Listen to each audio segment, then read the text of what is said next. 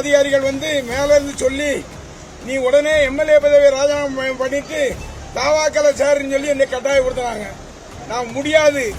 நாங்க வந்து எப்பவும் எங்களுடைய தலைவர் மரியாதைக்குரிய அண்ணன் தளபதி மு.க. ஸ்டாலின் என்ன நினைக்கின்றாரோ அதை தான் செய்வோம். எவனாலும் தொட்டு பார்க்க முடியாது. ஏன்னா நான் வந்து தவறு செய்யாதவன். நம்ம அண்ணன் போலீஸ் ஸ்டேஷன்ல இருந்துட்டு எவ்வளவு பெரிய காமெடி பண்றாரு பாருங்களா.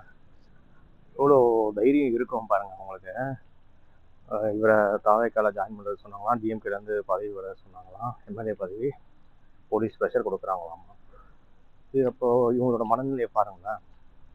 இது போலீஸ் வந்து இதை தப்பாக பேசுகிறாரு, பொய்யான தகவல் தராருன்னு சொல்லி அவங்க திருப்பி கேஸ் போடுவாங்க அப்படின்றது எந்த பயமே கிடையாது.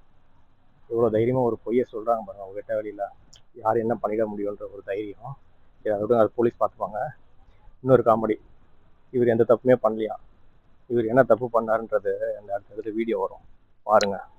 அப்பதான் தெளிவா தெரியும் தலைவர் என்னென்னலாம் பேசியிருக்காரு, எப்படி பேசியிருக்காரு. முதலமைச்சராக பதவியேற்றிய உன்னுடைய மனைவி வந்தாளா, இல்ல உன்னுடைய மகன் வந்தாளா?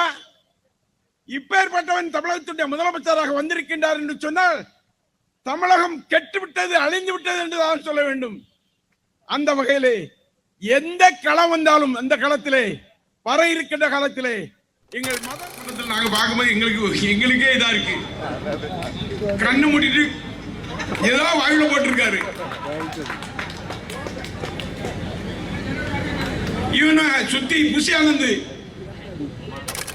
நம்ம எப்படி ஜாலியா நடிகையோட வீட்டுல ஜாலியா இருந்தோம். நம்மளை கொண்டு மாட்டி விட்டாங்களே, உட்கார வச்சுட்டாங்களே.